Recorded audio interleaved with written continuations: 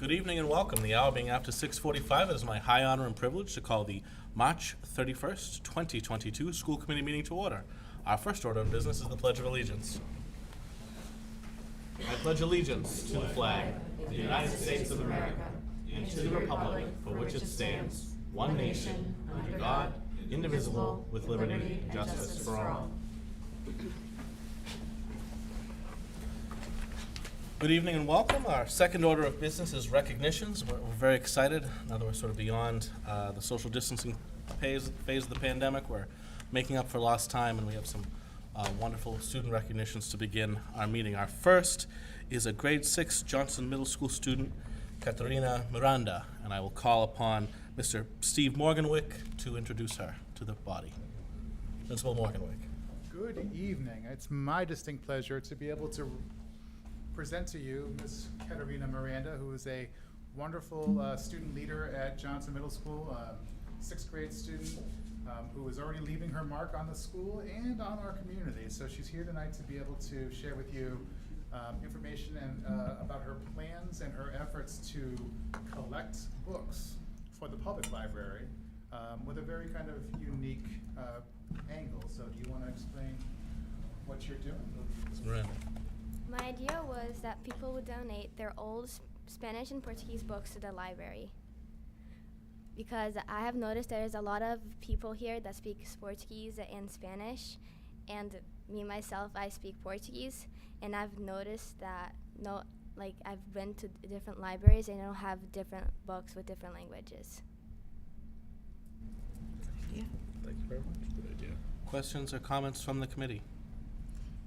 Dr. Goff, we'll start with you. Mr. Morgan, I was wondering if you could also talk about, because I was able to see it firsthand, just happened to be in the classroom, what a great help Katerina is in the classroom to other students coming. Absolutely. So the effort that Katerina is undertaking with the public library it's one part of kind of her experience. Katerina immigrated here 4 years ago to the United States 4 years ago. Understands what the experience is like coming into a new community, to a new country, and in addition to helping the local community with the library collection, she also every day helps our students who are new to Johnson, who are from other countries, acclimate themselves to the school, helps them with their coursework or their classes and their assignments. It has just been a really big peer support for those students, and helps because she knows the language for some of our kiddos, and also because she understands that experience firsthand of coming into the new country and trying to get acclimated herself. So again, a wonderful addition, wonderful student leader at Johnson. Thank you very much. Questions or comments from the committee? Mrs. Gallivan. Yeah, I just want to say welcome and thank you for, it's amazing that if you just came to our country 4 years ago that you're willing to stand up and speak in public. So thank you for coming. You're welcome. I think the idea of having people with experience like that is the most meaningful thing for another student. So, thank you. Walpole does a lot of volunteering, and you chose the right town because it sounds like you're going to do a lot yourself. So, thank you. Thank you. Other questions or comments? Gail Titz. Yes, I wanted to say I have a daughter who's in your grade actually, and she's come home and talked about how there's this partnership program, and there was a new student who, seemed a little uncomfortable, and she said, it's so nice we have another student takes her under her wing and is working with her. So I just think that's such a lovely thing. It could be such a scary time for someone to come, especially if they can't speak clearly and they can't, make friends, and they have to deal with a whole new school. So I just think it's amazing what you're doing and wanted to thank you. Thank you. Further questions from the committee? Ms. Tenizio. Thank you, Katerina, for everything that you're doing for our community. And I feel like we're really lucky that you're here to help other students in your position. When I was growing up, I heard a lot of stories from my mom, who was in a similar situation as you. She came when she was 10 years old. She didn't speak any English. And I can say this because I know she's not watching. She's kind of an old lady now. This was like 60 years ago. No. And she still remembers with precise detail. She can still talk about the people who showed her very specific kindness witnesses and welcomed her when she felt really nervous and scared and alone. So I just want you to know that the impact that you're making is incredibly long-lasting and incredibly important. So Thank you. keep it up, and thank you again. Further questions or comments from the committee? Well, thank you very much, and we share as a community with your, we have, How can people donate books? Or excellent, that's very, Oh, yeah. very important. Yeah. How can people donate books to your initiative? So we've been putting in social media about it, and some people have been sending us gift cards to buy books so we can take it to the library. And also, I'm decorating a box so I can put it in my school, so the library can come and pick up the books. And also, we're gonna put flyers up around like community places so we can spread out the word. Excellent, I think Awesome. we'll work with Mrs. Mortali to make sure that your flyer gets into our e-notes this week as well. But we thank you for joining us. I know we joined with your family who's here with you today and sharing in the pride. And as a sixth grader, we trust that you will be back before us again before you hit your 12th year here in the school system, continuing that charism of compassionate work. So thank you very much.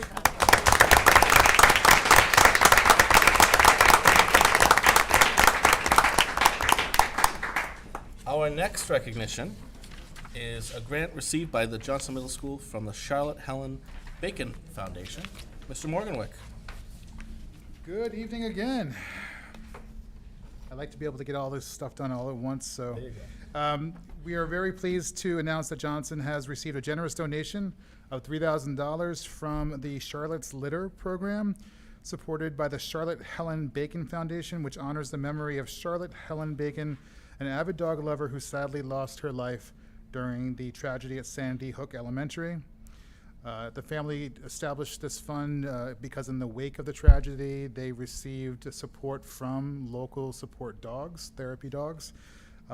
And because of Charlotte's love of dogs herself, they established Charlotte's Litter. The foundation will be donating the $3,000 towards the training and care of Willow, our therapy dog in training, our support dog in training, as well as they'll be donating their 2 children's books, Good Dogs, Great Listeners, and The Dogs of Newtown, they'll be sending 15 copies of each of those books to Johnson. And we'll see if they are age appropriate for the middle school or not, and if they're not, then we'll certainly share them with our colleagues in other buildings as well. I can tell you also that Willow herself has spent time in the last couple of weeks at Bird one day, at some of the vaccination clinics, and even went to, I'm sorry, what's the name of the school? I feel like I was talking, it wasn't you I was talking to, I'm sorry. Don't mean to put you on the spot. The school that lost the 7th grade student in the boating accident down in the Aruba, it's a private school. Is it Milton? It's in Milton, but it's a private school, I forget the name of it. Anyway, Willow did spend the weekend there, last Saturday there as well, providing support for those families in that community also, along with other litter mates of hers from Gofi. So, again, we're very happy to have that donation and appreciate the support of the Charlotte's Litter group. Excellent. Thank you very much. Questions for Mr. Morganwick on that? Thank you very much. We appreciate your work in grant writing. Our third recognition this evening is for the National Merit Scholarship. I believe we have Principal Imbush to introduce those students. Thank you very much for having us tonight. Every year our juniors take the PSATs, also known as the National Merit Scholarship Qualifying Test. Recognitions and scholarships for those students who qualify are awarded in their senior year. Through this process, commended students throughout the nation are recognized for their exceptional academic promise. Although they will not continue to the 2022 competition for National Merit Scholarship Awards, commended students placed among the top scorers of more than 1.5 million students nationwide who entered the 2022 competition. I'm very pleased to announce that the following talented seniors have been named commended students in the 2022 National Merit Scholarship Program. Ajay Bhagavatula, Scotty Cameron, Catherine Soule, Siddharth Vendranji, James Narag, Maggie Singer, Christian Brownsword, Liam McCarthy, Sindua Murthy, Teju McKenna, and Kyle Smotlich. I'd like to have maybe some of those students who were able to join us from that group come up, if you don't mind, to be recognized. Well done.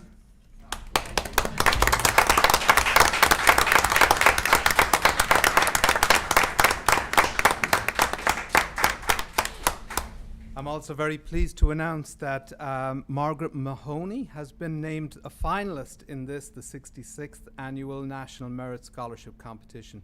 Maggie was one of the semi-finalists named in September 2021 and has met all requirements to advance to finalist standing in the competition. She will be considered for National Merit Scholarships to be offered this year. Maggie, congratulations.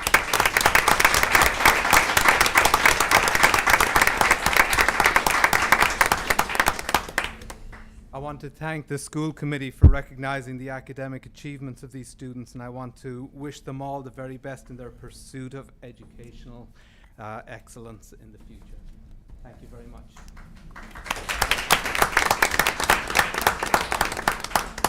Comments from the committee? Mrs. Gallivan. Yeah, I'd just like to say, we sit here and we do a lot of things that are not very interesting, but seeing the results of the foundation that we laid is great, and to see you doing so well is just fantastic. I think that it's usually the busiest kids who end up being achievers like this, so I think that it'll be fun to hear about some of you guys in the future. It's great if you stay in touch, because it's why we want to be on a committee like this, because we hope to see that you take advantage of the opportunities that are here and you make the most of it for yourselves. So this is why we're here, but you make us proud for being here tonight, so thank you. Further questions or comments from the committee? Mr. Breen. I'd like to congratulate your parents, too. They should be proud. Yeah. So, Good point. Anyone else? Thank you very much Thank for you. joining us this evening, and congratulations. Our next order of business is the high school student report. Ms. Grace Ryan. Good evening, I'm Grace and I'm a junior at the high school. Term 3 ends this coming Monday, which means we start the last term of the school year on Tuesday. Students are currently planning for next year as course selection has begun. The spring sports season has officially started as tryouts wrapped up last week. Practices and scrimmages have continued through this week, and next week teams have their first games. Dance Company has their production this Friday and Saturday. The Women's Self-Defense Club has big events in store and are planning a self-defense event for next year. The Film Festival is doing shorts as their movies again this year, and crews are currently finishing up filming their movies for the festival in early May. Mock Trial has been working hard and is still looking for a win after 3 trials. Speech and debate remains very busy and successful with meets the past 2 weekends. 2 weeks ago, speech and debate placed 6th at March Marianist Tournament. Student Council has been busy planning events for the spring. They are hosting a Pep Rally on April 29th. The Pep Rally normally is hosted on the day before Thanksgiving every year, but was postponed this year due to COVID restrictions at the time. Therefore, students are looking forward to a sense of normalcy. Student Council is also organizing the annual Powder Puff football game between senior and junior girls for April 15th that was also postponed. Student Council is also planning a new tradition with Volley Puff for a volleyball game between senior boys and junior boys. Thank you for listening. Thank you very much, Representative Ryan. Questions or comments from the committee? Seeing none, thank you very much for your report. Nice job. We will now move into the business portion of the meeting, which, as Mrs. Gallivan says, is slightly less fun than the recognition part. We do understand you are all high-achieving individuals and may have many other things to do this evening, but we thank you all for joining us. Thank And you. have a very good evening. Congratulations. Congratulations. We now move on to new business. We have out-of-state field trip requests. Your fan favorite Steve Morganwick back again, third at bat, 10 minutes. Well, all my fans have left now. I still got Frisha. We're good. You still got first. So thank you. I'm here on behalf of both Byrd and Johnson, and we're looking to get approval for our traditional Canopy Lake trip for our 8th grade students as part of the celebration of the completion of their middle school program. I have yet to experience this activity because my first year, the end of my 3rd year here in Walpole, every year has been, curtailed by COVID. So I've heard nothing but great things about this experience, and so we are here tonight to just request permission to be able to take our students to what they seem to be longing for greatly, and that is a trip to Canopy to celebrate their accomplishments and their completion of studies. Excellent. Questions or comments from the committee? Mr. Ahern? I'm just curious about the cost difference in the two things. One's listed approximately 55 and one's 60 to 70. What I can tell you is that we have quite a bit of student, let me double check and make sure that we're the ones that are cheaper. Yes, it is. We have quite a bit of money surplus from other student activities or from previous year student activities that we want to, again, pass on to the students. So that's one of the reasons why we're able to do that and to pass those savings on to our families. Further questions or comments? Ms. Denizio? Do the student totals represent the entire 8th grade in both schools? They do. Okay. Yep. So we're anticipating that virtually all students who want to are going to be able to. Any student who wants to be able to go will be able to go, absolutely. Yeah. Thank you. Nobody will be left behind. Further questions or comments? Chair will entertain a motion. I'll make a motion through you, Mr. Chair, to approve the out-of-state field trip request for Byrd and Johnson Middle School 8th grade students to Canopy Lake Park in Salem, New Hampshire, for a day trip during the week of June 13th, 2022. Second. Motion by Ms. Denizio, second by Mr. Breen. All those in favor? Opposed? Abstained? 700. Mr. Morganwick, again. Thank you very much. Again, here on behalf of both Byrd and Johnson and our music program, our orchestra teacher, Elizabeth Anderson, is looking to take students to the Music Mansion, which happens to be in Providence, Rhode Island, not too far away.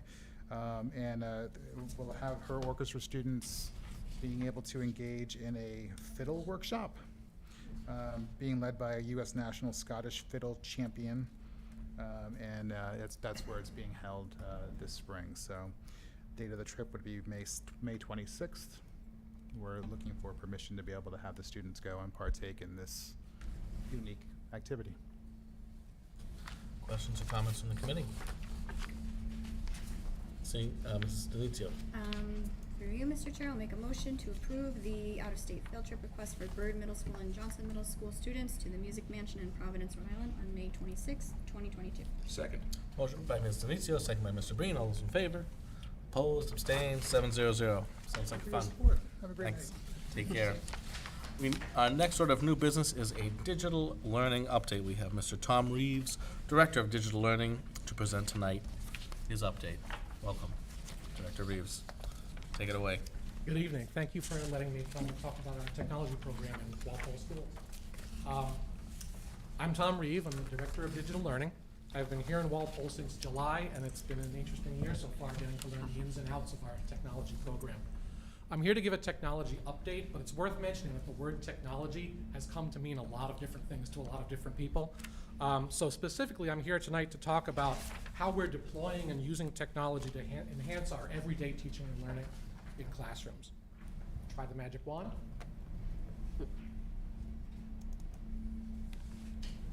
All right. For any discussion of whether we're using technology well, it's worth taking a quick moment to discuss why we have the technology at all. Without diving into the many digital literacy standards, computer science standards, technology standards, I generally see three big reasons why we want to have this technology in our classrooms. To be able to create, to be able to share, and really to be able to dream big. Educationally speaking, the ability to take all sorts of different skills in terms of the curriculum content we've learned, social skills that we've learned, presentation skills, to computer skills, and be able to put them all together to create some kind of product, share them with the world, and hopefully make our world a better place. is really important. I think we all know that we're leaving our kids with a challenging world that they're going to have to try to navigate. These higher order skills are really the reasons we want to have the technology in our classrooms. One of my favorite quotes, technology will never replace great teachers, but in the hands of great teachers it's transformational. George Couros, author. And I think that's really our main goal for why we have the technology in our schools. Of course, we want to teach students how to use technology, but really the purpose is the technology is there to make our everyday teaching and learning better. As you're probably aware, our current technology deployment is mostly one-to-one Chromebooks. That means we have a Chromebook assigned to every student K through 12. And it's assigned to them, ready for their use when they need it. At the middle and high school levels, that means they're taking Chromebooks home for independent work at night and for charging the devices at night. At the lower grades, the device is assigned to them, but generally they stay in the schools. We kind of consider them take-home ready, in that if the teacher has a special project or special assignment, they can go home, but in general, they're staying in the buildings for charging. We also have sets of iPads, Windows machines, laptops, Macintosh machines for sort of special purpose things. iPads for some of our smaller fingers, for some students who aren't using keyboards yet. Windows and Mac machines with special software, those kinds of things. And devices for students that have particular IEP needs. And then every classroom has Wi-Fi and projectors for teaching and instruction as well. These devices are managed and maintained by our 5-person central IT team that represents over 7,300 devices, be they computers, printers, projectors, phones, security cameras, and networking equipment, and all of the little miscellaneous doodads and software that has to keep that stuff running. This past year, they addressed over 6,100 support tickets, overseeing things like Chromebook screen repairs, networking issues, software installation, account setup, our student data and information system, our state reporting system, maintaining our AV, our security cameras. There's a lot of things that this team takes care of, and they do a really great job. As you can imagine, the past 2 years have been extra challenging for all school IT departments. So I can't speak to whether those 6,100, that 6,100 number will go up or down, but they've done a great job being able to get us continuing to move forward. Now, while the central IT team makes sure that everything's working, the digital learning coaches are there to make sure that we're using the equipment to its fullest. The central IT team makes sure the trains run on time, but the coaches are there to make sure that our teachers are getting the support they need to be able to really teach well with this equipment. Their role is much more of a multifaceted type of a role. They're there for lesson support and development, working with teachers.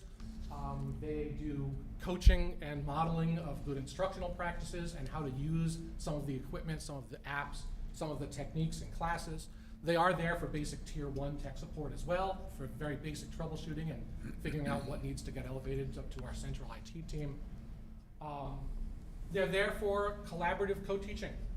They've been in a lot of classrooms the past year, since they've started actually, doing digital literacy lessons, coding lessons, programming lessons, those kinds of things, co-teaching with the classroom teachers. And they're also just our cheerleaders. They provide the tech vision and hand-holding too when necessary in the classrooms. The types of things that they work on, they've been working on the Digital Learner Badge program in grades 3 to 5, which is kind of a literacy and citizenship program for those students.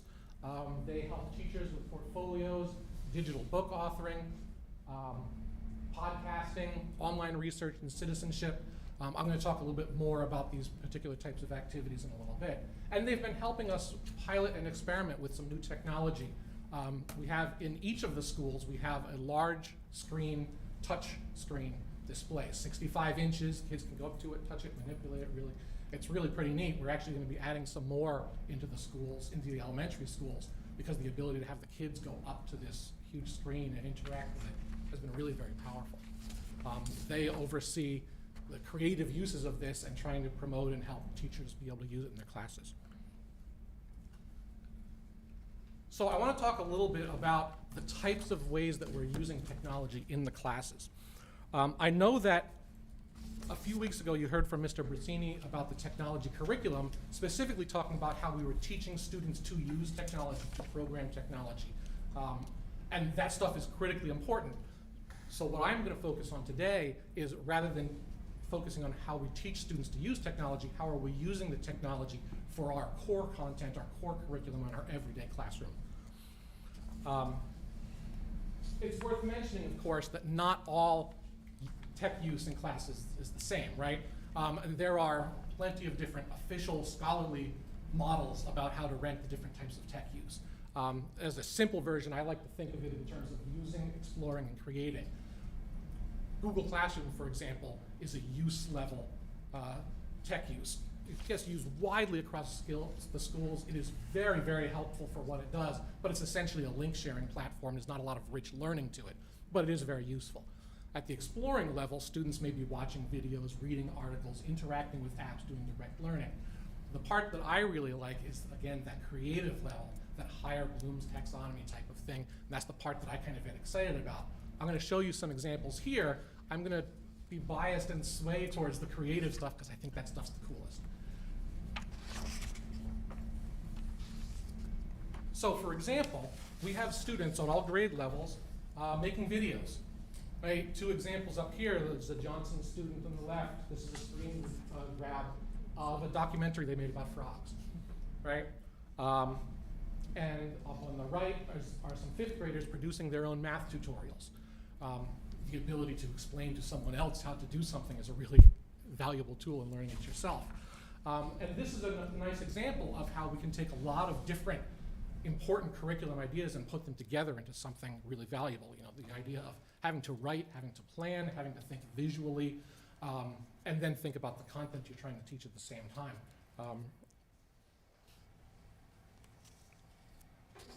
Of course, students at all levels do a lot of writing, and we can use our technology to help enhance that kind of writing. On the right here, we see the kind of the classic English essay. There's two students who are working in the hall, collaborating on an essay, sharing ideas back and forth. One of the great things about our digital tools for writing is that students can share with each other, and the students can make drafts, can make changes really easily. And the collaboration and sharing piece is really what makes this a next level activity, aside from the old pen to paper type of writing. The student on the left here is writing a book about himself to introduce to new students who may be coming to visit the school. He's not just writing it, but he's publishing it in an app called Book Creator.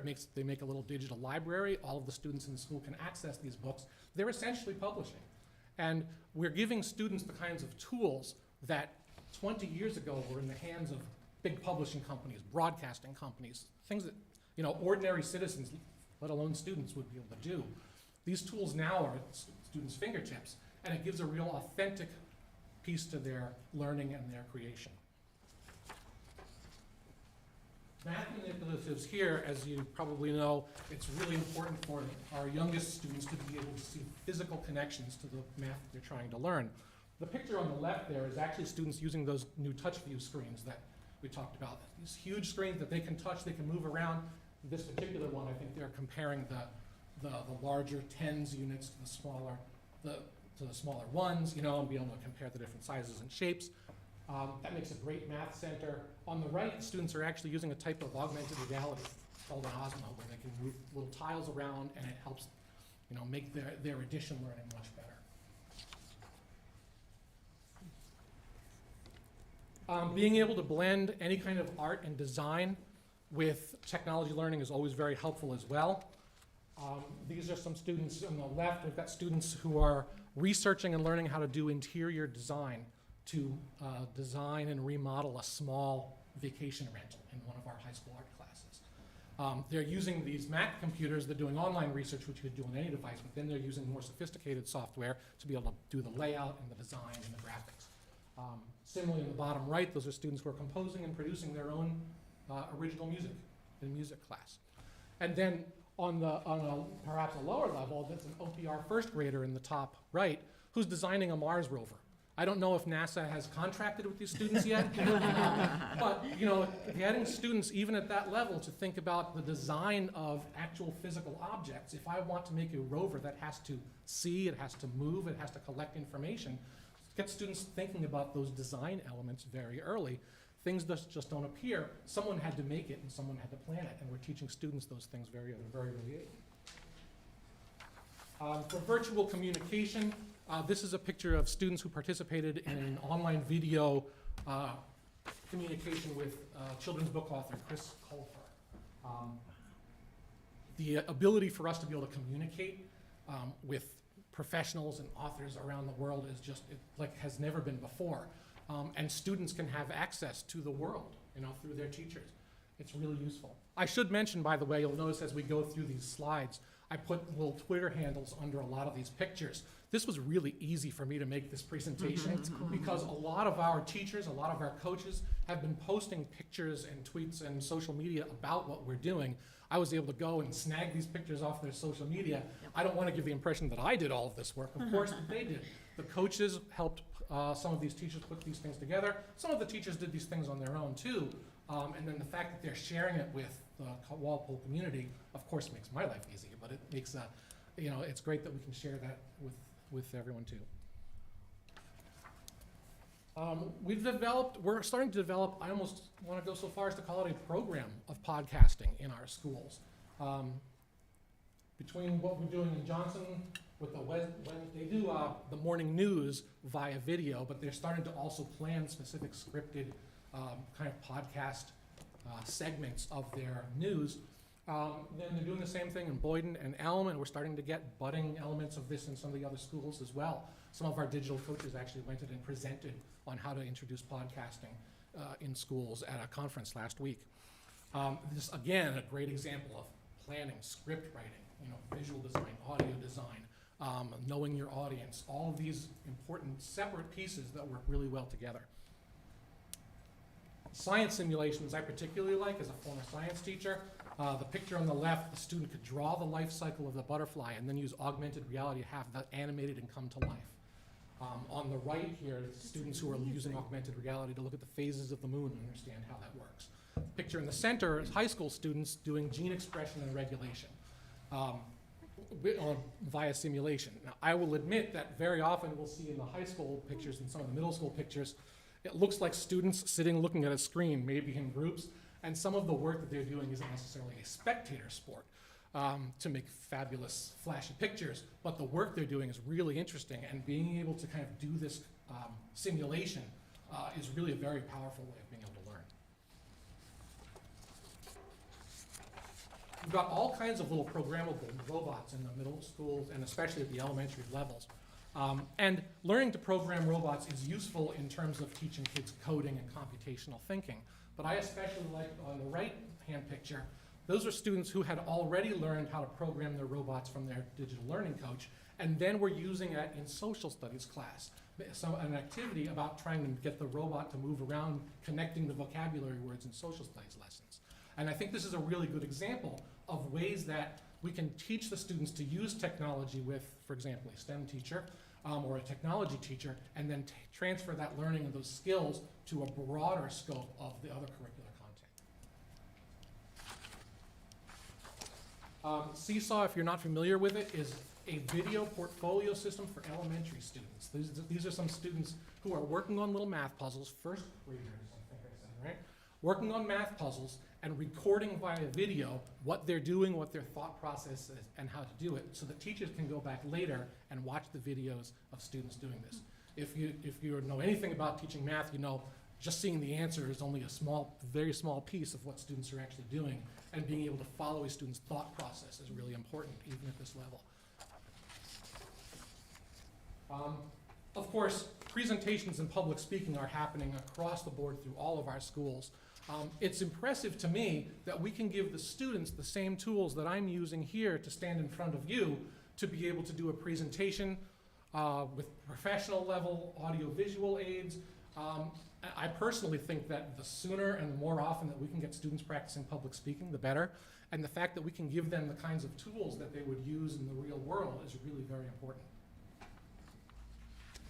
And then there's just all of those other types of activities that don't fit into nice little categories, right? The one on the left about students in a French class recording a mock police report so that the teacher can listen to it later. Students on the right who are just working on a biology study guide and using the different pieces of technology, either researching things online or just using the Google Docs type of thing. And then this one in the center, students in Elm Street who are working on a science activity. They have to invent something that uses magnets, and they're using the technology and an app called Book Creator essentially as a digital lab notebook, and they're documenting their design process. That's not really a tech lesson, right? But it's just technology is one more tool that we can make this type of learning and these types of activities better. So looking ahead, I want to highlight 4 things that I'm looking at for the coming year for us to be focusing on. Of course, one of them is continuing our one-to-one program. Having the devices at our fingertips right when we need them, kind of on demand, is so valuable. The days of having to go down the hall and have computer day and come back, that really disrupts a lesson, it disrupts the flow, you have to design your whole day around it. Having the computer ready to go, open it up, and we're ready to learn is so valuable. In the bottom left, it is worth saying that as we rely more and more on technology, it is always worth taking a little bit of extra time to look at what are our cybersecurity systems and what are we doing to protect student data privacy and our staff privacy as well. I do feel that we have very strong systems in place, and I'm very happy with what we have, but that doesn't mean we just check the box and say we're good. And I think doing an audit to see what things are changing and where we can improve is always worthwhile. The 2 items on the right are sort of related to each other. As I'm sure you remember, we are working towards trying to get some K-5 STEM teachers at the elementary level, pending budget approval. With the increase in number and importance of digital literacy standards, computer science standards, engineering and technology standards, having a dedicated teacher to teach those lessons as opposed to having it be part of someone's job when they get time to visit a classroom. Having dedicated teachers is going to be a really great way to make sure we've got the tools and the skills in place in the students' hands so they can use it in other places. And then the other side to that is if we free up our digital learning coaches from having to teach those direct classes, then they're available to work more with students. And you can see, I put little stars around there. My favorite one there is trying to get some of these really interesting and exciting activities across the board through our district. The nice thing about using the Twitter feed, of course, was that I could pull the pictures and throw up great examples. But I think we know that those are our exemplars in our district and not necessarily something that's happening in every class, in every building. And that's because those lessons are hard.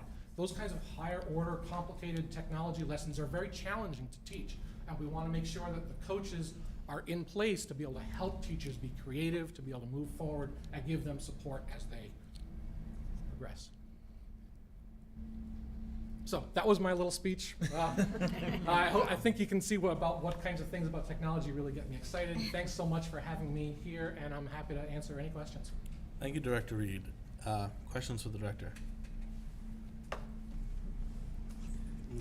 Or some comments. I just think that this is amazing, the use of colors in your presentation, and the fact that you just bring it to life, and it just makes me feel sort of old, honestly, because some of this stuff, I mean, when I do a presentation, I'm like struggling with PowerPoint, and my daughter, she's doing these things already in young grades, and sometimes she laughs at me and she's like, I could do that in 2 seconds, Mom. And I'm like, I'm sure you can. You're growing up with this, right? But it's just amazing. Public speaking, like you said. I mean, it's just going to be totally different when these kids are in the workforce, because this is just going to be all, part of their life, and they'll be able to go so much further with public speaking than we were able to do just because we didn't have these tools. So I think it's just amazing bringing all this to life and seeing what you can do with different technology. And I love the Twitter feed. One of my big things has always been communication and having teachers show what they're doing in the classroom more, and to see that teachers are putting pictures like this out for parents, and it just was really exciting for me. So thank you for bringing this to our attention, and it was a great presentation, very lively, and I loved it. Thank you. Other questions? Ms. Denizio? Yeah, to echo that, I think the presentation is dynamic in part because clearly have very good presentation skills, but also because the learning that's happening is so dynamic, and it's just, it pops out at you. And I think, you know, you certainly don't get the impression that anybody was scrambling around the schools to be like, oh my goodness, we spent X thousands of dollars on this tool, quick, let's find some evidence that we're actually using it. Like, we are clearly getting our money's worth from these investments that we've made, both in terms of the infrastructure, but also the staff that we have, the digital learning coaches. And I would love to encourage people to follow these individual Twitter accounts, or follow the Walpole Public Schools Twitter account, which often retweets them, so you can, you know, see and then follow yourself anything that looks interesting, just so they have a sense of the dynamic learning that's happening. And then I also just think that this is so critical for us to be aware of and keep in mind as we have conversations about our new middle school building and the learning spaces in there, as well as potential upgrades to our high school spaces, because if anybody was sort of questioning the need for really sort of flexible space and, you know, not really sure why we needed a building that wasn't, you know, 60 plus years old, well, look at this, right? Like, look at what type of learning is happening. Our students are doing, to your point, Jen, they're doing things that are actual, like, job functions in the real world, right? Like, there are people out there podcasting and publishing books and programming robots for money. And these kids are already doing it in kindergarten, and it's really incredible. So I think that's the extent of my comments, but thank you very, very much for sharing all this with us. Ms. Zarek. I just want to echo what Carrie just said. As somebody who is in marketing at an engineering software company, all of this makes me really happy because, you know, to your point, I would hire any of these people. I need really good content creators, and it sounds like they understand technology, they know how to present technology, they're creating great content, so I think it's great. It is setting them up for those future job skills, and, you know, I'm happy to hire any if they come my way. I have a second grade. Further questions or comments, Dr. Goff? And I think, Tom, you know, what you mentioned that struck me is the application component, right? And that's what we want students to be able to apply it in other disciplines and other subject areas, which they're clearly doing. And that empowerment and giving students choice. We see a lot of times in student surveys that they don't feel that they have enough choice. And this is one of the ways and the avenues that we can really bring authentic learning. And that's really important, and that's what we see that our students are doing. And then also the values of the DLCs, right? The digital learning coaches being able to, you know, it's starting to permeate, and, you know, they're getting to more and more classrooms and more educators, and they're kind of catching the bug to continue this. So thank you for your leadership. Thank you. Further questions or comments, Mr. Hurd? I was just in all within a year, really. So thank you for all the effort that you've put in, only being here for a short time to kind of pull this together. I think we've been able to build a strong foundation over the last few years, and seeing a lot of it come together with some more opportunities as some of the COVID stuff has released, but it's also, you know, build up some of our resources that we have available.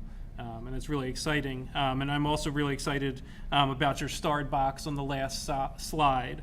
Because, you know, I think the effectiveness of technology in a classroom or a school in a district is really only as effective as, you know, your least likely to use technology, or, you know, I don't want to say your worst technology teachers, but the ones that struggle with it. You know, the more support that they can have, the more positive experiences, the more that is part of a positive conversation in a teacher's room or in grade level meetings, and it makes it seem like it's part of the culture to use these technology resources.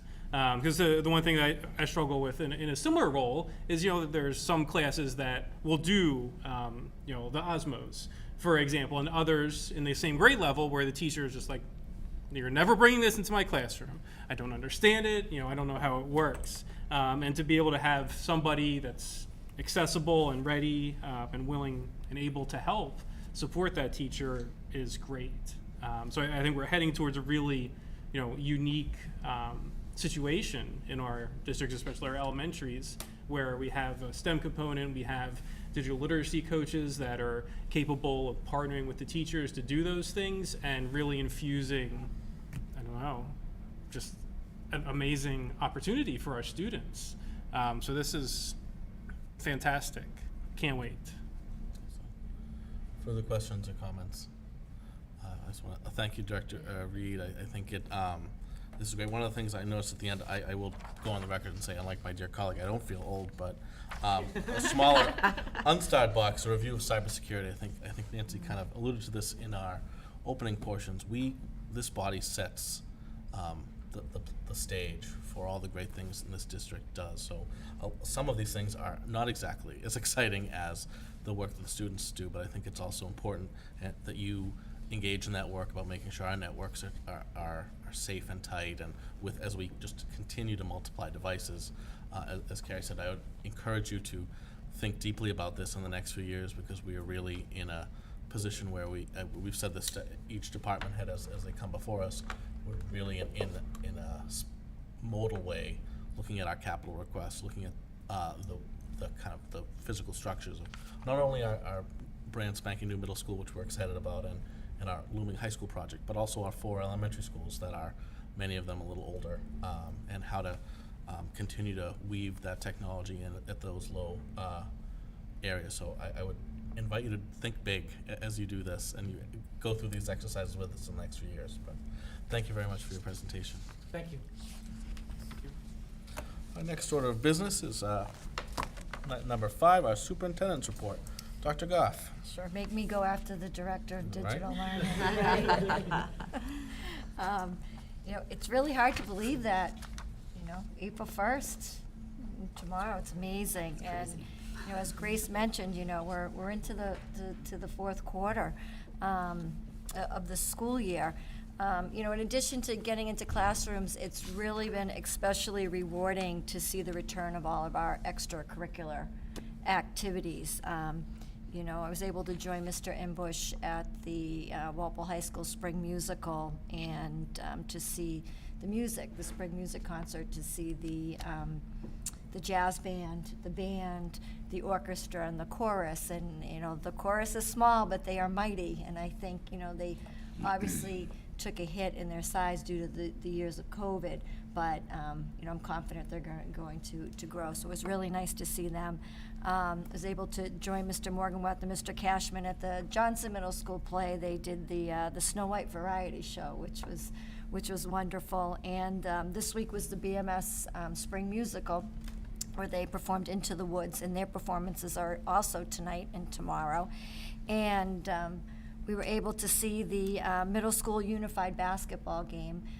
They played Canton last week, and then they had their jamboree this week. And Dr. Hahn and I were there to watch another game, an internal game, and it was exciting. Very. It was down to the buzzer, right? And went down, and it was unbelievable. It was an exciting game to watch, and we also saw some wonderful examples of sportsmanship. So. It was great.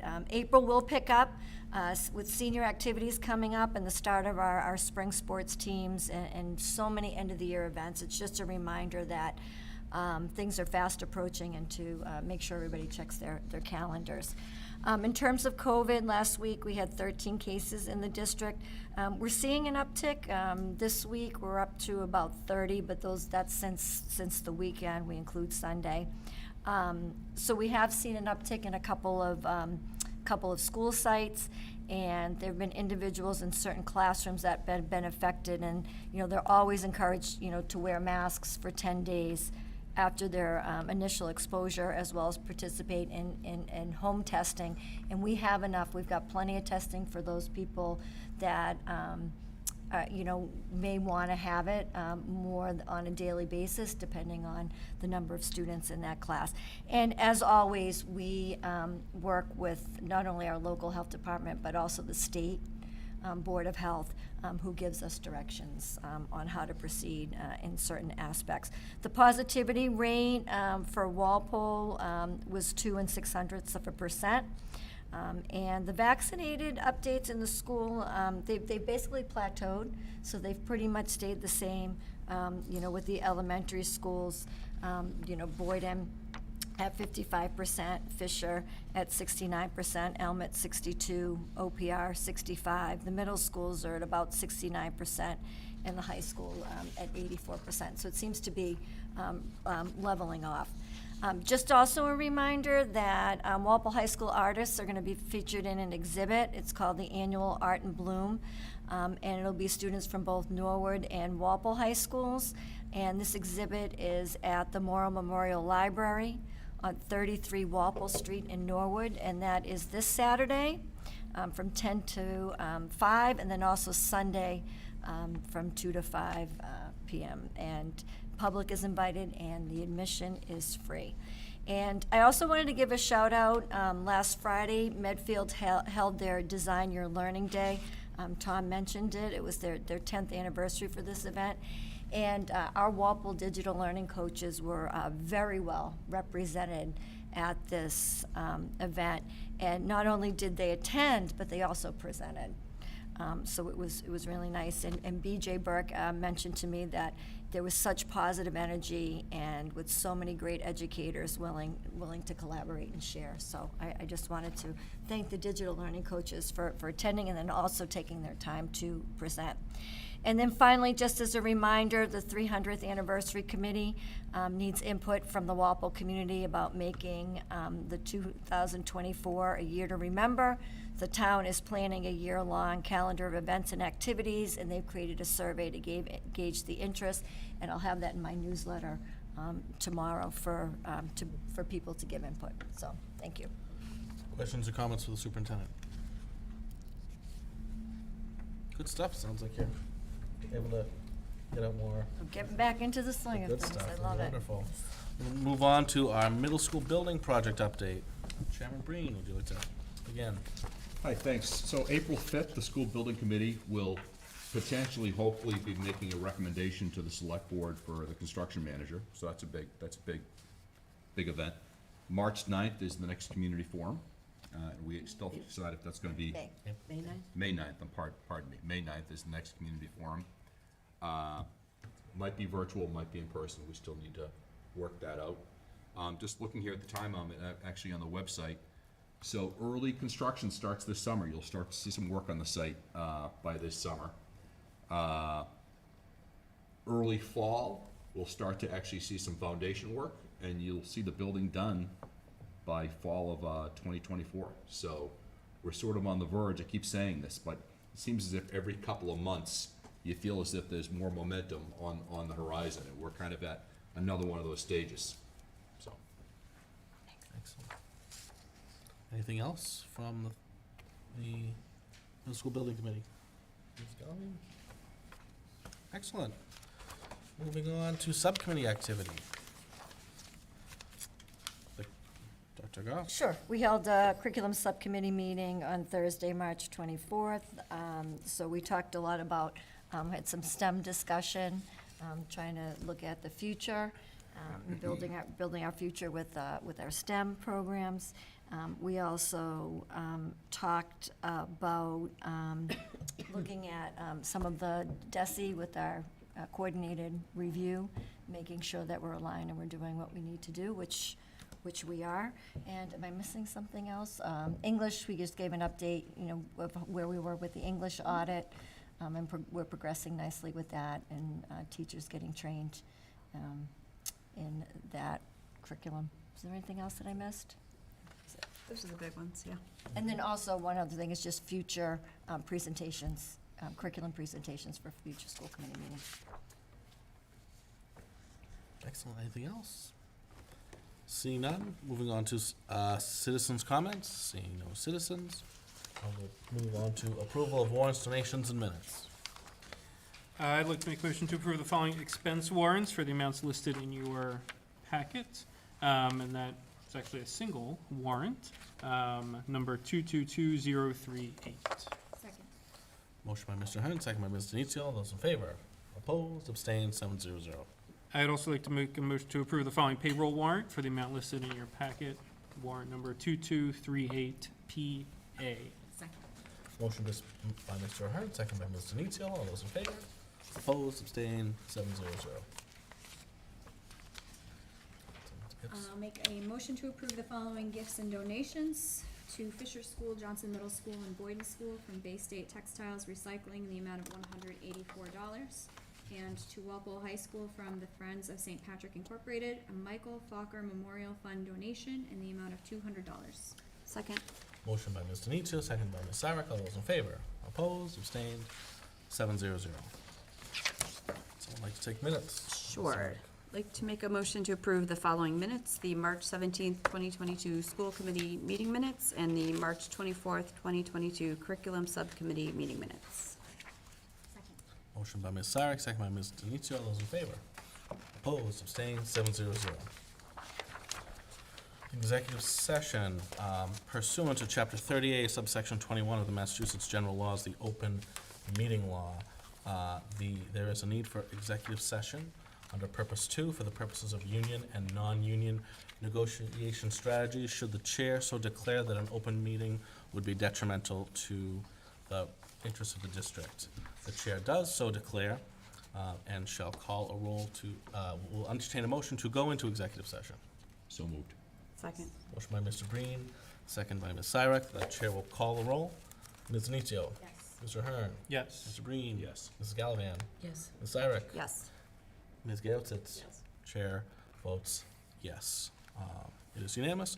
The committee will not return save for the purposes of adjournment. The chair will call a 2-minute brief recess, and we will enter into executive session at 7:45. Thank you very much, and have a good evening. Thank you.